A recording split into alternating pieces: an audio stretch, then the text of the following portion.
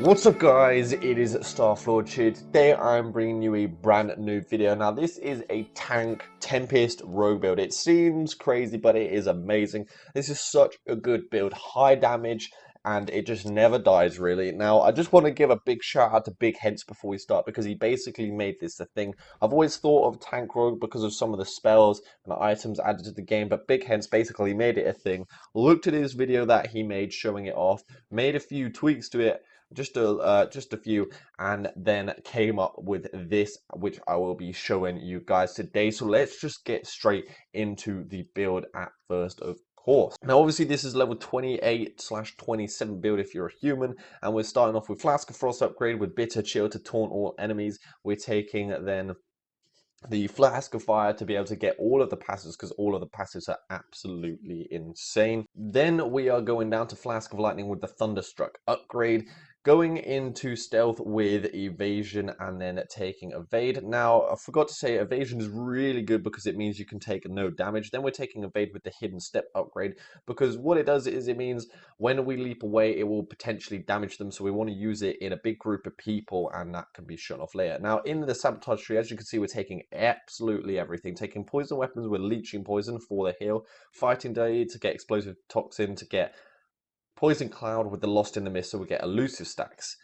And we're taking that mainly for defenses and for the heals. Then Claptraps to get to Look Like It Hurt, to get to Hook Tackle, and to get It Beats Walking, so that we can permanently jump when we need to. That's why we're taking that. Cheap Shot, and then going down to Throwing Blades, get the Fist full of daggers so that we get a larger area hit and a potential larger taunt.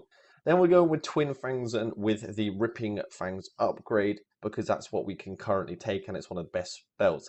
Now if you've got more stats to more points to spend, go into the Spinning Blades with the Flurry upgrade. That's what I will be doing later on, because this is much better. What it lets you to do is get a big AoE spell, and in a taunt AoE, in a tank build, we need more AoE, and basically what Flurry does is it will apply all of the effects from the Frost. So when we use Flask of Frost, if anyone's frozen, we can use Flurry, and then it will reapply that Frost to everyone else nearby, and potentially give you basically a permanent stun, which I haven't been able to achieve yet, but I've nearly got there, where you can just keep stunning and stunning and stunning. So yeah, that is the entire build, guys. Let's quickly get its explanation of spells and then into the combat to show off how insane this build is. So guys, now we're getting into the spells, starting off in the descending order with Poison Cloud at first, and we use it at the start of the fight, not in combat, just to give everyone elusive so that we can build our guard up, and so all of our party members don't take too much damage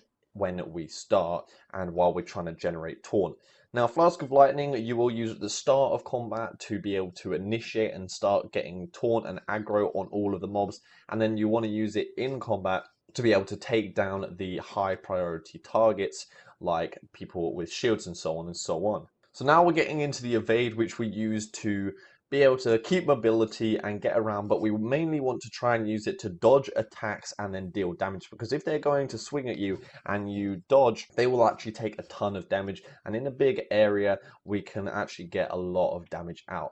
Then we're going into Flask of Frost, which when we use it, it will taunt nearby enemies, and that's quite a close radius, and then freeze nearby enemies as well, and that's why we're using it. You want to use it as close to as many mobs as possible, but if there aren't any, use it close to one mob and then Flurry to be able to reapply it to every single person nearby. The Flurry upgrade is insane. Next, we're going on to Poison Blades, which we use obviously just to try and keep up all the time and then get all of our heal bonuses off. Then we are taking Hook and Tackle to be able to get those mobs far away, those archers that we can't get to very quickly, to be able to jump on them and then start gaining aggro off them, so that we're keeping aggro on every single mob. Then we are going into the Throwing Blades, which we're using to be able to get a very widespread damage and also taunt all of those enemies in that huge radius. So guys, that is the explanations done. Very quick, it's a very simple build but super effective,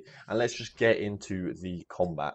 So guys, now we're getting into the combat, and I just want to leave it running because it's better just for you guys to just watch the combat to see what I'm doing. But just give you an example again, I'm going to be using Poison Cloud before we go in to be able to get elusive stacks. Once I've done that, I'm going to usually initiate with Flask of Lightning and then start trying to gain aggro on all of the mobs, and then using Throwing Blaze potentially. Then when another group comes out in this one, I will probably go up to them and try and taunt them with Flask of Frost. Once I've used Flask of Frost, usually I'll use Flurry to reapply stuff. And the great thing with Flurry as well is it will work great with mages, because if they ever have any fire effects, lightning effects, frost effects, or weakening effects, Flurry will also reapply all of them. So it is insane, this spell.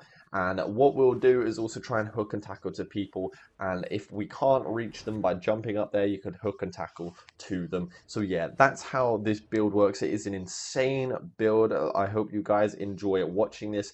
This, I think, is probably one of the best rogue builds out there and I will have ever made. Even though it's tank, it's so good, and we'll be talking about that later in the video. But yeah, hope you guys enjoy this combat. Just feast your eyes on how insane this build is, and we will get onto the gear in a bit.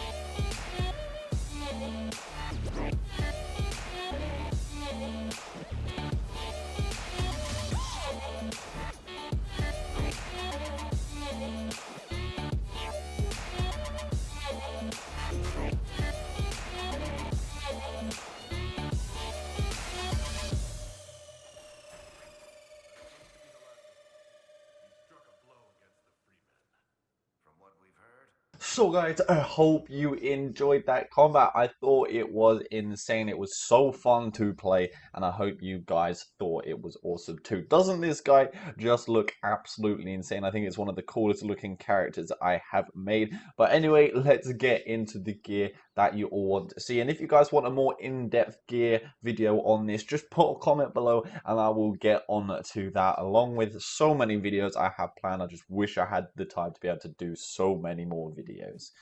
But first of all, let's get into the hat.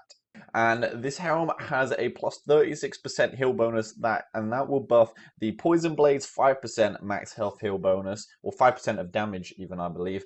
And then we've got other bonuses to heal off.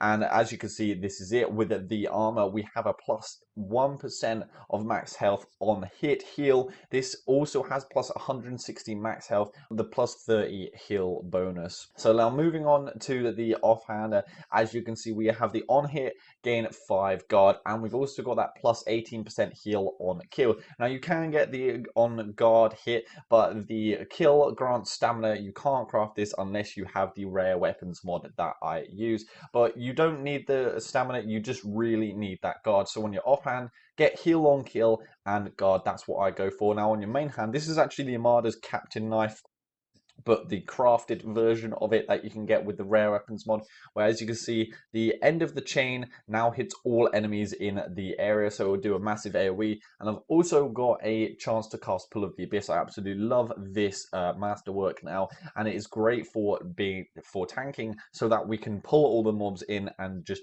deal more damage and get more aggro off them.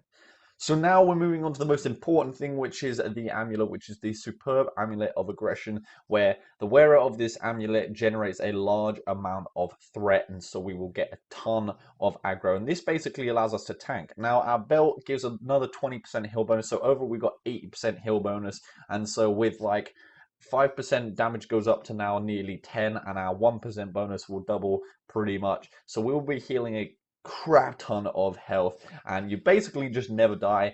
If you want to sum this build up, it is unkillable as a Knight Enchanter and deals rogue damage. That's what it is, and it just looks so insane. So once again, guys, I hope you enjoyed this video. Leave a like, comment below, hit that subscribe button, and I will see you next time.